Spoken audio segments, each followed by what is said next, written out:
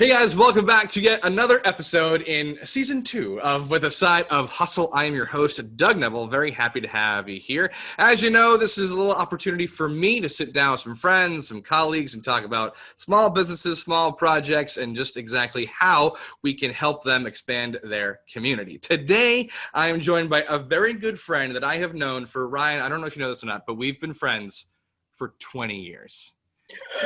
Which is crazy to me. I feel old. I know, right? Please welcome Mr. Ryan Kirsch. Ryan, how are you, buddy? I'm great. How are you, Doug? I'm good, man. I'm good. We're sort of on the other side of this pandemic-y God, I hope so. quarantine time. I don't usually like to say the date. I like to keep them ambiguous, but it's again, we've known each other 20 years. Today, September 18th, is a huge milestone for you. Sure is. You have been with the Walt Disney Company for 30 years. I don't look that old, do I? No, not at all. You, for a fresh-faced 20-year-old, you look fantastic. And that math Disney keeps you young, man. Keeps you young. Sure does. Sure does. So congratulations on 30 years. And thank you. I started back in operations for the Mermaid show. Were you a puppeteer back then? Is that how I sure was. Interacted? Yeah. I was. Well, I didn't get over there until about 99, 2000. Okay. Yeah, so I started in 2000, and then we started doing community theater together, and that's how we sort of have kept this friendship going. Right. So with 30 years with Disney, and with that being said, you're still on furlough, correct? You're still not with? Tomorrow, it's such a milestone weekend. Today's my 30th anniversary with the company. Tomorrow will be 5 months on furlough. Okay. And Sunday will be my 48th birthday. So there you go. Checking all the boxes. There you go. There it is. That's awesome. So with 30 years with Disney, what I don't know, what experiences, take me through the quick journey of that 30 years, where you were, where you are now, and where you maybe hope to be when we come back from this craziness. Yeah, I would say probably about 95% of my Disney career has been either with entertainment or production. Mm-hmm. I got my foot in the door by starting with food and beverage back in 90. I was there for about 8 months before I was able to transition into entertainment. Mm-hmm. I came up here to be a character. That's what I wanted to do. Nice. So I spent 14 years doing that, helping our world famous Walt Disney World characters do what they do.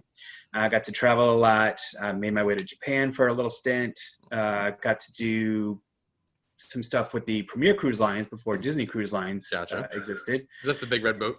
The Big Red Boat. Big Red Boat. What do I miss it? As tiny as it was. It was now, the tiny and truly, we are now truly showing age, really, if you think about it. But go on. It's true. Yeah. So, after retiring from my entertainment career, I worked my way into production. I've been there pretty much ever since. Spent a little bit of time with convention services, a little bit of time with labor operations. Mm-hmm. But production is near and dear to my heart, as you know. You said, we perform together. Mm-hmm. So while finishing or working with my production career, I ended up getting an opportunity to join the Emerging Leaders Program and work my way into management. Gotcha. So just before my furlough, actually, it was going on a year and a half before my furlough. I was a entertainment manager over at Epcot, supporting Epcot Atmosphere performers, which you had spent a little bit of time on as well. I was about to say, like, if I had stayed where I was, you would have been my manager. Indirectly, as sort of adjacent to, Yeah, I spent a lot of time up with our friends at Nemo, but I might primarily focused on the contract acts. So I had the contract acts from Germany and Morocco and Canada. Kind of took ownership of Restaurant Marrakesh, so I had the performers in there as well. Awesome. But all this to say, April 19th was my last day before going on furlough. Yeah, and you have you been back yet? Have you visited at all, or are you still you're not ready for yet? Not for a lack of wanting to go. There were times, obviously, with the ebb and flow of the counts going with the current situation, kind of stepped back and thought maybe I shouldn't go, but I have no reservations about stepping in the park right now. I think it's probably one of the safest places you can be. I agree completely. I was talking to someone about this past weekend. Apparently, it was crazy capacity, and I was like, well, I think people are starting to come out of their homes and take travel, and which I will lend itself into the full conversation here in a second. But I think a lot of people are I don't want to say not afraid anymore, but that's a weird statement, but are comfortable enough going to Disney. And so now I think we're starting to be on that higher end of that capacity cap which awkwardly feels super crowded, even though it probably really isn't. It's still a little scary because you never know when the numbers can jump back up. So it's just people being responsible. Right. You know, the park's doing what they need to do. It's just about the guests doing what they need to do. Exactly. Now, you've been on the entertainment end of the hospitality industry for the past 30-ish years, production-wise and leadership-wise. So it does kind of make sense that you and your wife, Allison, have begun your own travel agency. Give me a little bit of detail about how it came about. Allie got furloughed mid-March, just before I did. I knew it was a matter of time before it was going to hit me. Sure. You know, you think even with such a magnificent thing as Disney, it affects everybody. It's going to affect everybody. So it was just a matter of time before it hit us. But she was furloughed, and we had started the conversation because she was with cruise planners from 2004 to 2012. She owned her own franchise, and the reason she had to cancel was just personal reasons with family situation. Her family with her ex was growing, and it just took too much of a toll. So she ended up having to get what we would consider a 9-to-5 job. Mm-hmm. Right. So she wasn't able to really maintain her clientele, and she kind of figured if she wasn't going to be able to give it to her all by herself, that she wasn't going to keep on with it. So she went ahead and closed her company, and we had discussed it actually fairly briefly. I probably would say within about a month and a half, we made the decision to reopen. So again, I was furloughed April 19th, and we opened our company on June 8th. We opened the company, as you may or may not know, Cruise Planners is a huge industry or a huge owner of itself. Mm-hmm. We are a franchise company, so we have to like designate our own LLC. Gotcha. So we came up with ARK Travel and Tours, ARK standing for Allison and Ryan Kirsch. Has nothing to do with the boat, although cruising is a big thing. I was going to talk about, man, your lead up marketing was very interesting, because you're like, oh, it's ARK and it's this, and everyone was like, what are you talking about? Are you getting Yeah. Are you preparing for 40 days and 40 nights of rain? What's the deal? It's kind of funny. Yeah. We had kind of mixed thoughts about how to approach it, and you know, we had gotten some feedback from friends on whether or not we should keep playing the game, but I'm very visual oriented. Sure. So I same with social media. I'm heavy on social media, so I figured we're not going to play very long. We're going to play it for like a week and a half. You know, we'll tow people along, and if they're interested, great. If not, we'll get them after we do our reveal. Right. So we made our reveal on June 14th. It was a Saturday, and we haven't looked back. It's been great. Awesome. But again, the intent of this business was to be a side hustle. Right. It was intended to be part-time, so that once we go back to our full-time jobs, we can maintain our clients. We can, still take on new clients, but it wouldn't be our entire focus. Right. So it's been a little bit of a godsend, because being furloughed 5 months tomorrow, this has been my full-time job. Sure, and that's the beautiful thing right now is the majority of people who have started those either have started or have done a side business for quite some time have now been able to give it the full attention that starting a new business kind of deserves. However, the question that I have, and I would venture to guess a lot of people have, is why in the world would you start a travel business in the middle of a global pandemic where no one can go anywhere? Because I'm just that smart. Honestly, that was kind of like our wake-up call of whether or not we wanted to do this, wanted to go through with it.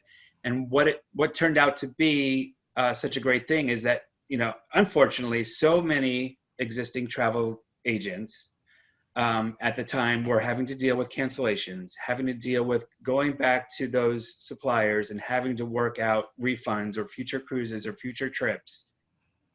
When we were starting fresh, we don't have to worry about all that. Right. We can only just focus on moving forward. Bookings are going crazy for 21 and 22. People are like chomping at the bit to travel. Right. And if they have those future cruise credits or future travel credits, try saying that 10 times fast. I understand. They can use that with me. Yeah. So it's a win-win. Are you guys focusing on a niche or like cruises? I know Cruise Planners is it's an overarching travel agency, but are you going the route of niche and niche sounds like that was a horrible word, but you're right. Are you focusing on cruises or international travel or luxury travel, or are we just all encompassing?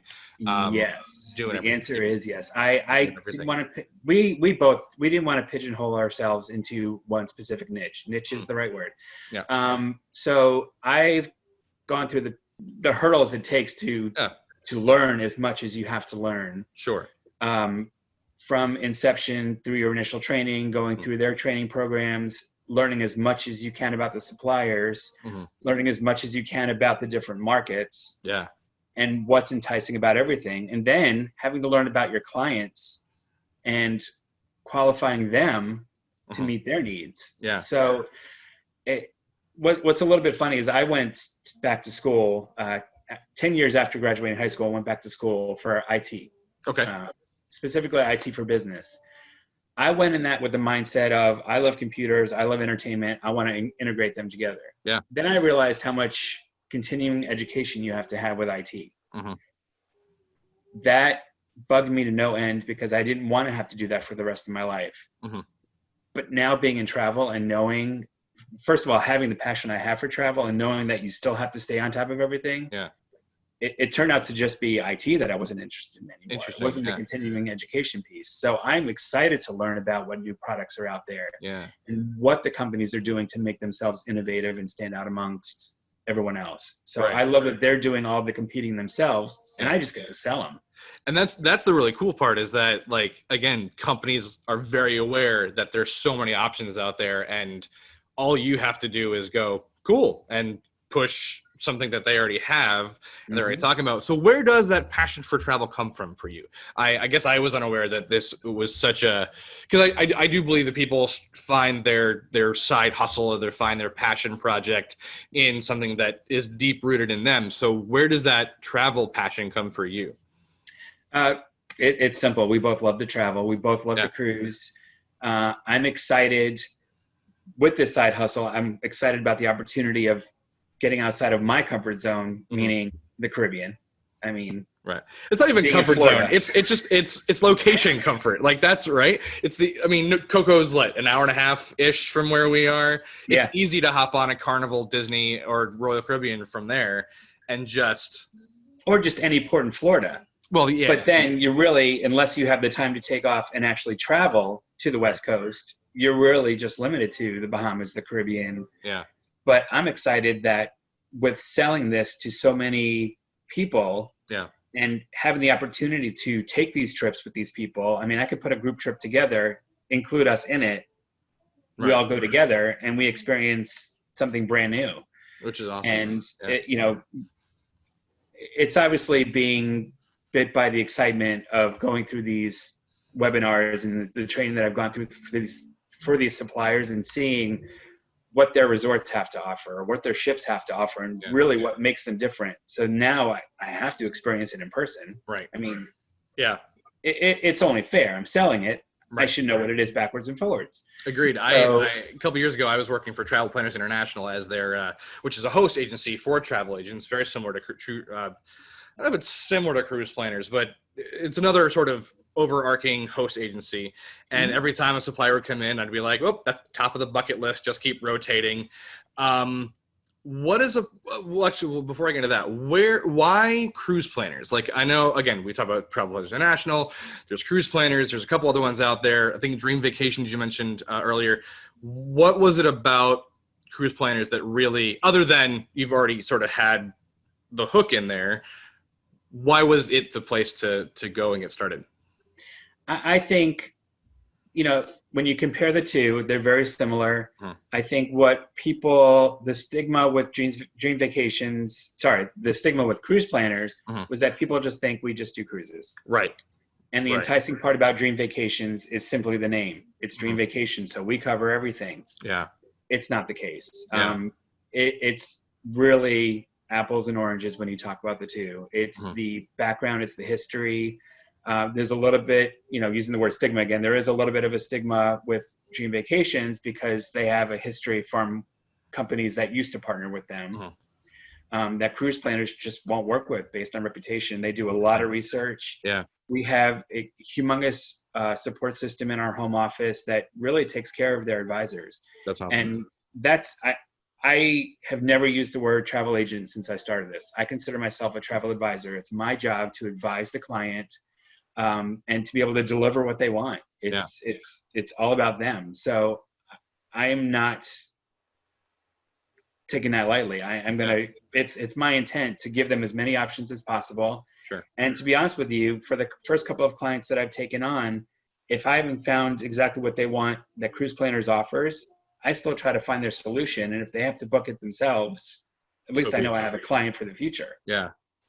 And that definitely comes from that's the customer service side of you and what we've learned from the good old mouse. Yeah, that's right. Which again kind of lends itself to being the perfect combination of all of the training that you've gotten in the customer service regard will lend itself over to anything you do, because I personally know you, and I know that your passion for people and getting them exactly what they need will make everything super cohesive for you. What has been the most interesting destination people have been looking at so far? That's a great question. I guess that draws itself back to the niche. If we're talking all-inclusives, people are what's really I find intriguing are the resorts in like the Dominican Republic and Barbados and just some of the resorts that you see on TV and you think, wow, that's a magical place. Fiji. Yeah. You're like, I'm going to make it to Fiji someday. What's the reality of it? But just, watching the videos and kind of immersing yourself into that experience, you're like, wow, that's got to be added to the bucket list. Allowing yourself to dream a little bit more when, Yeah, you have to. We did a great presentation on the Galapagos Islands, partnered with Celebrity Cruise Lines. And it was amazing to see the culture and the environment and the animals and everything that goes into planning that package for the clients. Mm-hmm. And that's not even cruise planners, that's Celebrity. I mean, cruise planners partnered with them to do this presentation, but still a Celebrity product. Really, a lot of cruise lines go there, but it's amazing. It's astounding. And what I've also kind of found a little bit funny is that I didn't know how bad at geography I was until I started this business. And I am by no means an expert, but I can tell you where the Mediterranean is now because I couldn't do that before. Okay. And we service all 7 continents, which is amazing. Yeah, that's awesome. The Antarctica is becoming huge, and again, as a kid growing up, you're like, no one goes to Antarctica. You like cross the border and you're frozen. That's not the case anymore. They do expedition cruises, 4 months out of the year, and it's booming. What's on your bucket list? I'm gonna ask that a different way. Okay. What was on the top of your bucket list before you started this, and what is at the top of your bucket list now? So my bucket list before probably was Alaska. Okay. Maybe it's just because my wife had talked so highly about it. She had been before. Sure. Again, with selling cruises before, she would go on those fam cruises and experience it with them, with her clients. Yeah. And so it really got me intrigued in, again, doing my homework and the fact that you package it with rail travel and, just experiencing Glacier National Park and some of the other surrounding areas. Absolutely beautiful. So that was my initial peak. And then I started looking into river cruises in Europe. Yeah. And the funny part about that is we are ocean cruisers because we love the casino. Sure. We are ocean cruisers because we love art, as you can see behind me. Sure. So those kind of tie together hand in hand, but seeing how much you can do on a river cruise overseas and what's included in it and how many ports you stop at and how close to the city you park at as opposed to having to, park at a big industrial port that can handle a huge cruise line, and then having to journey into the city. you literally stop They can city get to you city right to in there. city. Yeah. And it is absolutely gorgeous. Now, it's a little more expensive, Sure. but it's certainly not unattainable. Yeah. Again, because of your background, because of your location, have you found a lot of people just wanting Disney trips? Surprisingly, no. Okay. I probably have, I've done a couple of meetings and events, via Zoom with potential clients. We were actually doing a promotion for something we were going to book for next year. We were going to do Independence of the Seas over Independence Day for Royal Caribbean. Nice. And it just turned out to fizzle out because it was a 3-day cruise. And we quickly learned that a lot of our friends and family just want longer cruises. It had nothing to do with the ship. They just want longer cruises. Yeah. Plus, there's still some people that are hesitant to cruise even as late as July. Yeah. We're going on a cruise in March, and we can't wait to go. We had a cruise booked for spring break this year that fell through with Carnival, and we were like so easily able to move it to next year. Same exact week. So we're going March 15th next year.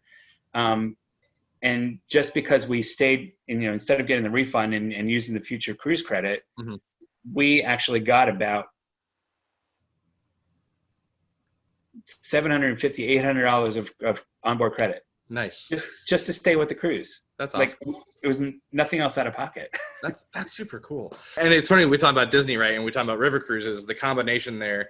Are you starting to find a lot of companies that you may have been aware of are actually simpatico and teaming up? Because we talked about river cruises and Disney. Waterways, which is a river cruise company, teams up with Adventures by Disney. Are you finding those combinations be like, oh, well, this company and that company do this? Is that a bit of a help for you? Yeah. There's a few companies, like we talked about with Alaska. There's a few companies that partner with the cruise lines to do rail vacations. It's not as many as I'd like to, because I'm trying to build itineraries based on two different products, because I think that would be more enticing. Yeah. It's not to say that they wouldn't work together. And it's not to say that it would take me really anymore. It's just selling that to the client. Gotcha. To get them to buy it, but they do. So being so new, right? And being, again, in the pandemic that we're in and the quarantine, like, if you don't mind me asking the stats of your business, where are you client-wise? How many people have truly been like, Ryan and Allison are the people that I was waiting for someone I know to start doing travel? How has it been? It's been exciting and scary at the same time, because I'll tell you, we have over 450 clients in our database already, and it's already three-ish months, 4-ish. Tops? 3 months, and it's all about relationships and networking, and so like what we talked about before, just reputation, people knowing me, people knowing Allison, and we have goals. Like our goal is to exceed our database to over 1,000 by our anniversary next year. Right. If we have 450 now, it's got to be attainable. If we got 450 now, we only need 550 by June next year. Which good. And when those people start traveling on the vacation that you've booked for them, then the word of mouth, they trust you, so they trust so and so, and it's that. What is it? And you tell two people, and you tell two people, and so on. Yeah. Had a Wayne's World moment for a second there. We're not dating ourselves right there either. Not at all. No. But it's super cool to, again, I've had the opportunity to talk to a lot of people who have literally started from scratch in the middle of this and just have grown exponentially. Obviously there was the hope to do it. Are you surprised? Are you surprised by how quickly things have moved? Yes and no. We came in this with the intention of, we know we're not going to make any income until next year. Sure. Because travel agents work on the commission once the trip is complete. Correct. For anybody out there who may not know that, like, you're not paid until the trip they depart. Right. Yeah. Once they leave the port, the commission goes to the company, cruise planners, and then because they take out their royalty or their cut, and then we make our commission. And we don't charge for services. It's it's just not. That seems like bad business, right? Why would you? charge to, I mean, it's bad business to a certain extent, obviously, but especially when you have the passion for it and all you're trying to do is help someone. That's it. That's all it is, right? You know, and it goes back to the story where I've told you that I help people and it fell through, but I gave them good suggestions and I have clients for life, hopefully. Right. It's still fun. It's giving me experience to do those searches, which is only going to make me more efficient for when they do come back. You know, it's I completely see it as a win-win. It's, again, we weren't looking to make any money. Of course, we'd love to make money right now, but we weren't looking to start bringing in revenue until 21, 22. So anything we make now is just icing on the cake. Yeah. A couple more things before we get going here. Is there a dynamic between you and Allison? Is it you cover one thing, she covers another? Are there roles, or is it just we do everything together because we're the perfect couple? So it's funny you ask. The reason she's not sitting here with me right now is because a week after we opened, she was offered a full-time position with a competitive company that she was working with before she got furloughed.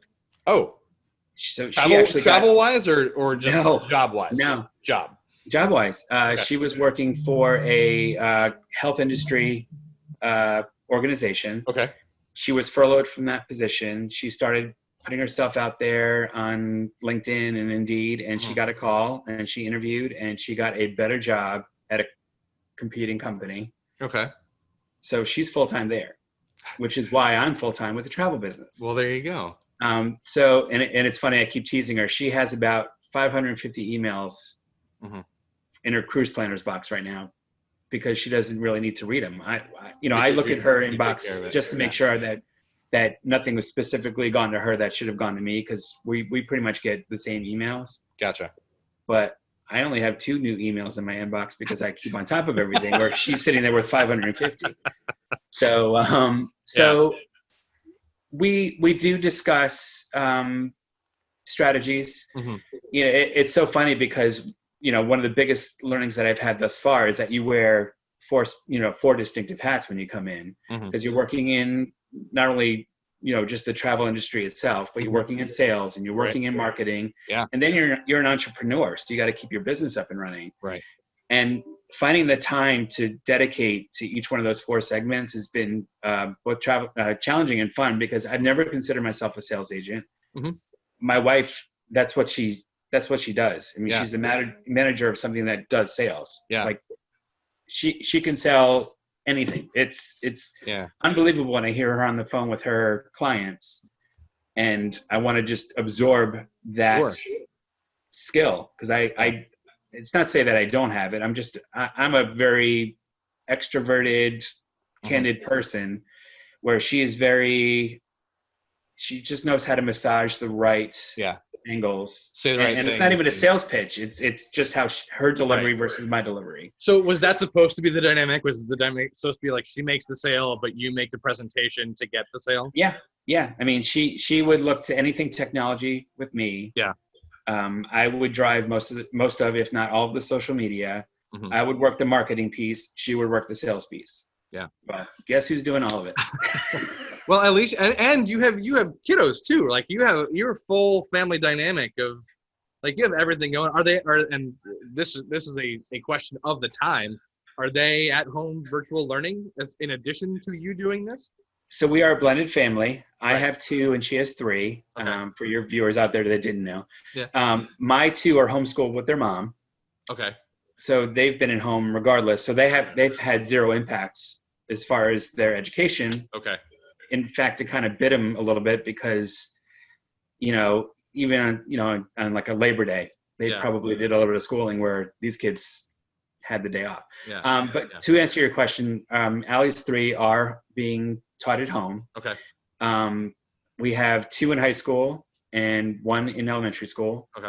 And so her daughter, just because of technology and some of the issues that they've had, you know, connecting, and some of the tools that they use that my stepdaughter's not privy to, like using Microsoft Word. She's just never used Word before, so she did not know how to open a new document. Instead of putting her up in a room upstairs, we made room in our closet. So she's 5 steps away. Nice. That's great. Yeah. Yeah. So and it works out really, really well. The other 2 are pretty much self-sufficient. They're with their dad today, so that's why it seems kind of quiet in my house, in case you haven't noticed. Understood. Yeah. So, it's been interesting. Yeah. I mean, I don't want to say oddly, but it sounds incredibly simpatico. Like everything seems to be in a really nice little ball for you, where everything is working out. It's funny. A lot of people I've been, usually first question out of the gate for me is, we were deeper in quarantine during the first set of these. So my first question was like, how are you and how's it going? And literally everybody I've asked were like, I'm great. And yeah. I think it's crazy, so many people, and which is not to discredit anybody who is having struggles or the emotions of the anxiety roller coaster that many people have gone through. But it's also very heartwarming for people, especially for me, with people that I know who are like, no, I'm good. I'm just doing all the right things. Yeah. I mean, we can only do what we can do. And I have to say, I'm super lucky because my wife is working full time. Yeah. And thankful that we haven't had as much of an issue with the government as other people. All of my stuff's been on track. Awesome. Knock on wood. Right. So, looking at the world outside, it's crazy. It's horrible, but we've been very lucky in here. Yeah. So when you, questions just rolling around in my head. When you get that call to go back, how does that affect ARK Travel? So ARK Travel and Tours. It's actually, we are cruise planners. Right. On social media, we're known as cruise planners - ARK Travel and Tours. Okay. That's yet to be determined. I mean, the business is not going to stop. We're not going to stop striving for it. I mean, our goal is for one of us to be able to maintain this company full time once we do have a revenue stream coming in. Yeah. Whether it's her or me, I'm not ready to leave Disney right away. Right. But you got to be with Disney until like everything comes in that you've booked this year. It has to filter in first. Yeah. I mean, I'm close enough, but not close enough to retiring from Disney. Right. Just by their guidelines, even though I've been there 30 years, I still need to at least be there 7 more years in order to be able to officially retire from them. But we've come to the realization that if I got a call tomorrow saying we're so sorry, then you'd be okay. I'd be okay. I mean, that's good. It would hurt. Yeah, sure. It's a sting. I mean, that's I ended up leaving in January. It was a sting for me, and I totally get that. Especially someone for you. Again, you've done so much, and you've been around so many things. But also having a self-awareness enough to be like, no, it is what it is, and being okay. Can't be upset about it because I have no control over it. Right. I can only do what I can do. I've seen it. Yeah. I've seen cast members with more tenure than me being offered a package to leave. Right. It happens. Yeah. And, but if I do get a call to come back, if I get a call today to come back tomorrow, I'm back tomorrow. That name tag's on and you're out the door. Oh, yeah. Yeah. Oh, yeah. I love that. If, again, travel industry can be super tough. If someone was interested in working with you or doing the travel agency thing, my tongue is so tied. Apparently, I thought it was Saturday for most of the day, and it's a Friday. So that's what advice would you give to someone who's maybe interested in doing what you do? You got to have the passion for it. You got to be patient. You have to want to soak in that knowledge because there is a lot to learn. I've been talking with a friend of mine who lives in Kansas who was debating going into cruise planners. And after, she spent a couple hours talking with me, she's signing up. That's great. So I absolutely recommend it. And if they are going to join cruise planners, they better call me first before calling them because there is a nice referral program. I was about to ask, is there a just throwing that out there. If anybody wants, some information, hit me up. Yeah. I'm happy to give you everything that I've learned up to this point. There's only it's just a great return on investment.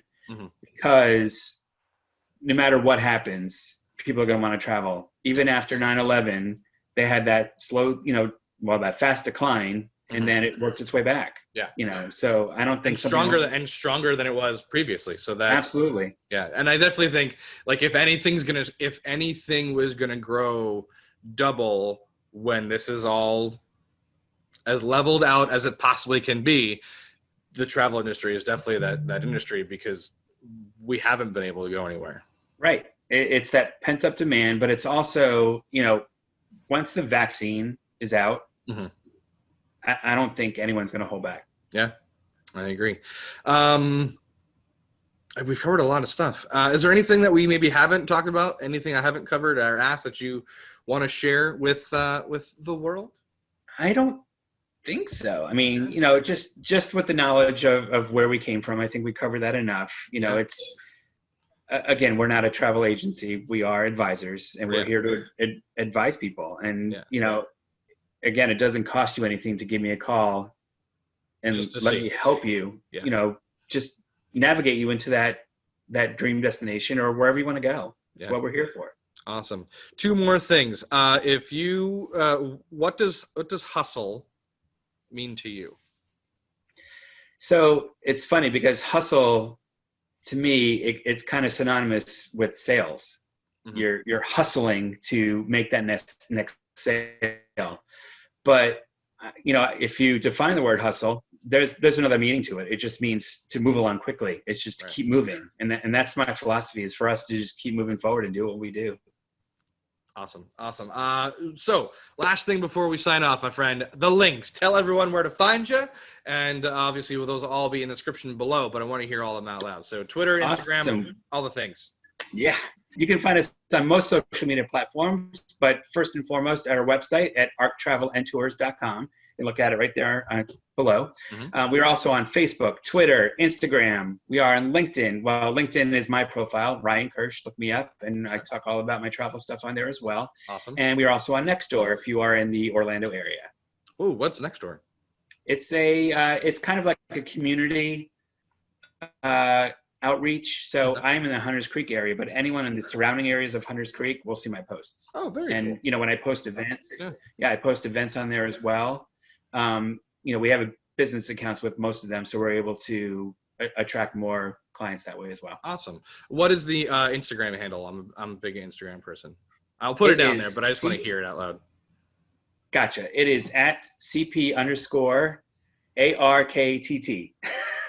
So cruise all the letters. It's an eye exam. ARK travels and tours. It's an eye exam for the Instagram folks. It's funny because it's the first time I've ever said it out loud. So, so now you're hearing it a million times. Oh, well, exactly. It looks fine, but it sounds awkward.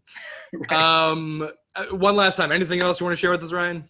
No, I just appreciate you reaching out and taking the time to talk with me today, and just send people my way. Will do. If you want to travel? Come find me. You bet. No problem, my friend. Guys, thank you so much for watching yet another episode of With a Side of Hustle. Thank you to Ryan and Allison, who is not here, but I'm sure she was thankful we were here. Of course, any questions, comments, concerns, throw them in the comments below. All the descriptions will be down as well. Thank you again for your time. Thank you for your attention. And we will see you next time.